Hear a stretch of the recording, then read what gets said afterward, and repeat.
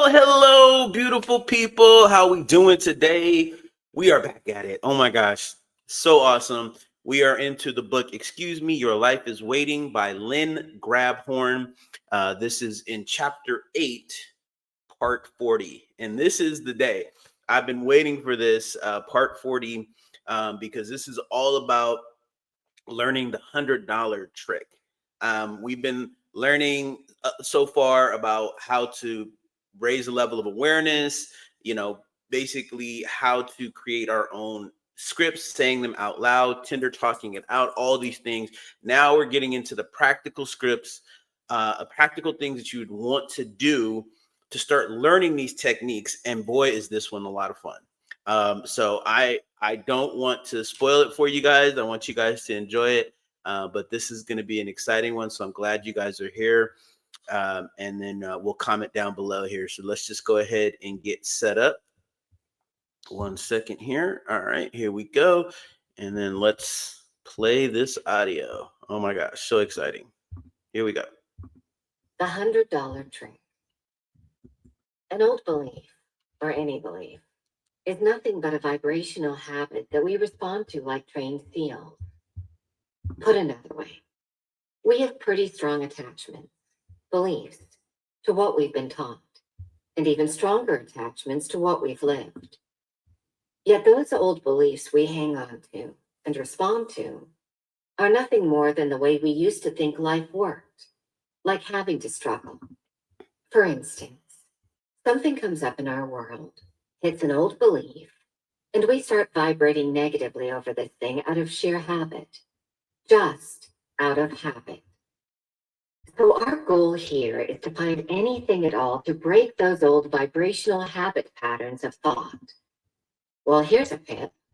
It falls under that same category of needing to provide ample outlets for money to flow to, meaning we've got to give the energy of money oodles of outlets to flow through and to before it can start flowing all around us. Judging from my own, as well as my friends' experiences, this one's a sure winner. Get $100 bill, or the biggest bill you can possibly afford. Don't skim, and stick it in your wallet. Now go shopping. If you can manage a full day, great. If not, go for a lunchtime in the mall, or someplace where there are lots of shops. You're looking for everything you'd like to buy with that $100.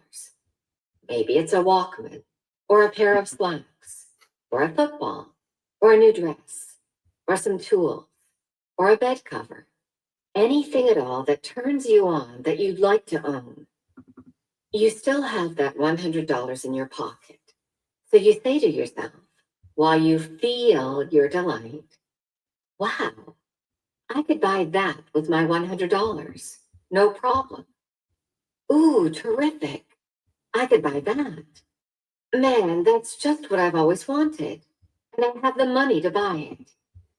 You're not adding up the items to come to $100.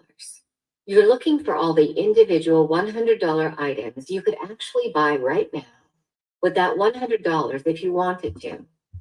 By the time you're up to somewhere around 1,000 items, look what's happened. You've just emotionally spent $100,000, which is going to go a long way toward helping you feel prosperous, overriding a flock of those old vibrational thought patterns about lack.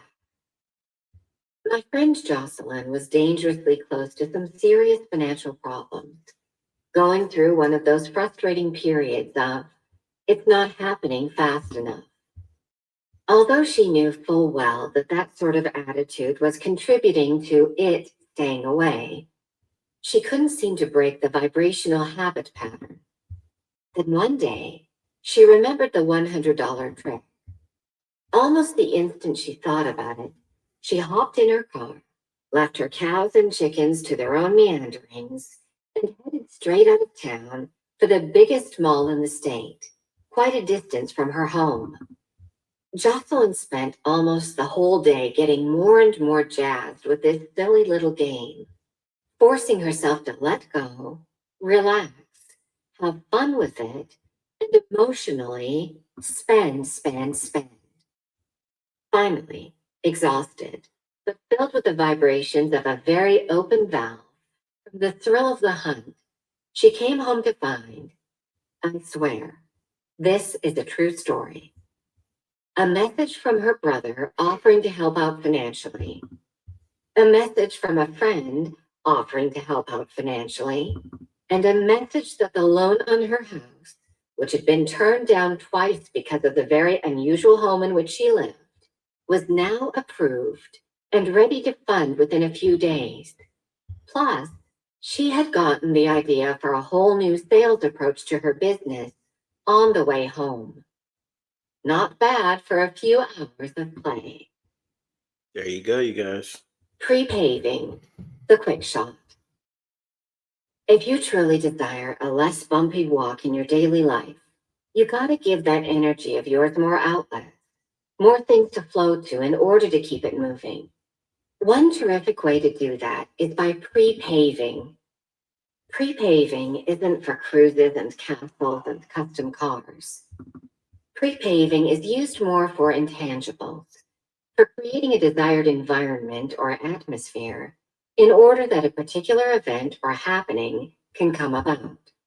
It's more, this is the way I want it to happen energy. You flow to a stream of daily happenings and decisions like, I intend to roll into a close-in parking place at the show tonight. I intend to get my report finished with ease and on time. I intend to enjoy the day. I intend for my lunch meeting to be successful for both sides and enjoyable. I intend that the animosity between us be resolved, and soon. This is pre-paving, sending out your vibrational intents ahead of you with feeling to arrange your day and circumstances as you desire them to be. Pre-paving is much like writing a new script, only not so involved. It's a quick shot. When you've gotten used to pre-paving with little things on a daily basis, start in with the larger business snags, maybe a client you're having trouble with, or a sale that's been on hold.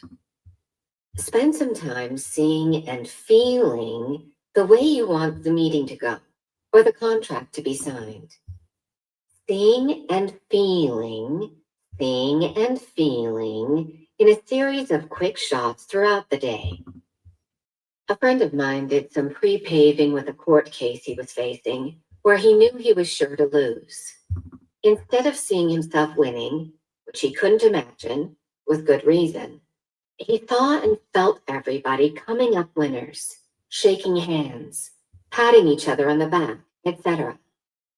Sure enough, the case was settled to everybody's satisfaction a few days before going to court.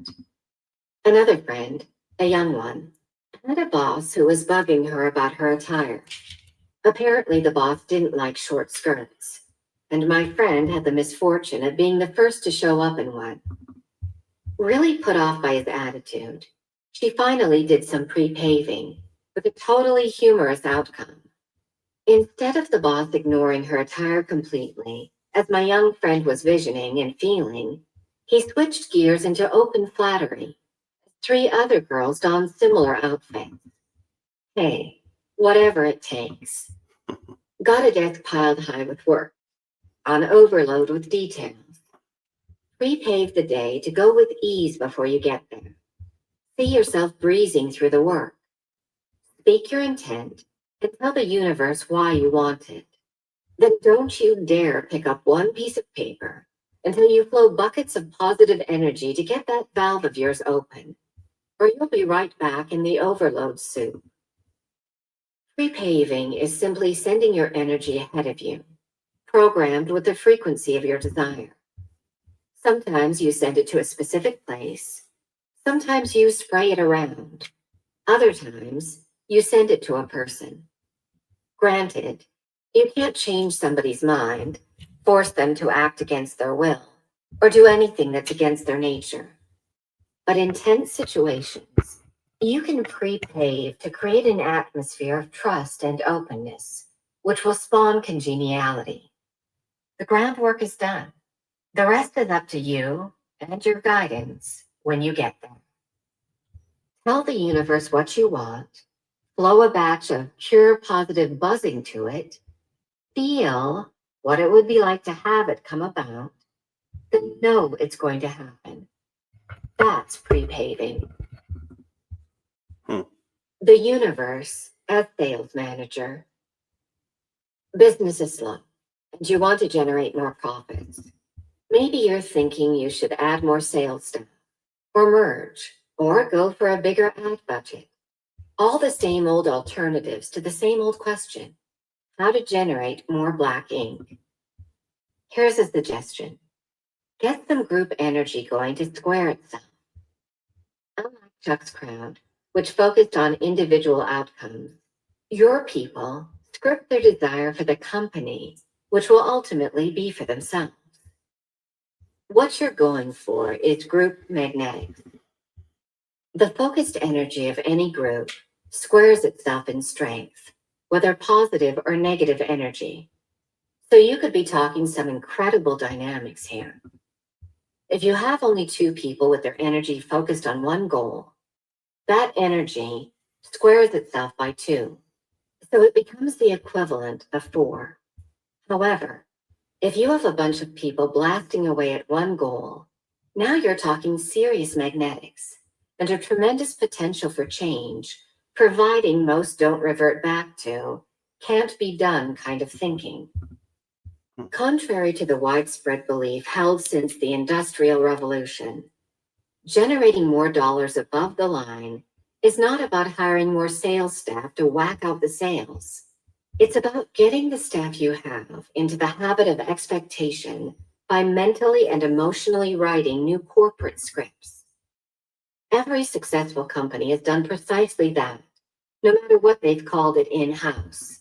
Brilliant contract, terrific ad campaign, good pricing, dazzling product, motivated sales staff. If the majority of employees don't expect it to happen, it won't. However, if you can get everyone in your group feeling the excitement of a contract being awarded, feeling pride for the guy who got it signed, feeling a considerable new crowd of customers in the store, seeing success happening while feeling the value of their own contributions to that success, the exponential force of this type of magnetics is colossal. It will change forever the way you do business. All right. Just remember, it's not about money. Let's get this. It's about how you're. All right, let's stop there. And we'll come back. Okay. Wow. So hope you guys enjoyed that. Oh my gosh. Comment down below if you guys are going to do the $100 trick today, because it was so awesome when I first learned this, and I just went. And honestly, I mean, yeah, this, like I said, this book was written in the early 2000s, maybe even a little bit earlier. So inflation has increased. I would challenge you guys to try to get $200, at $200 in your pocket. I even carry like $300 all the time just to do this trick. But the key really here is the feeling, right? And you want to find items that are a price of $100, or if you, depending on how much you have. So it doesn't have to equal $100. It just, whatever you're looking at, well, okay, if it says like $95, I can afford that. I feel, isn't it amazing how great that I feel that I can now afford this? So definitely do this today if you can. It is so exciting, and pass this on to anybody who might benefit from this. I hope you guys really love this chapter. I'm glad that this part that I made is actually easy to find. It's part 40. So if you ever need to go back to it, just always go to part 40 and remember that. All right. So until next time, you guys make it a great day. Take care.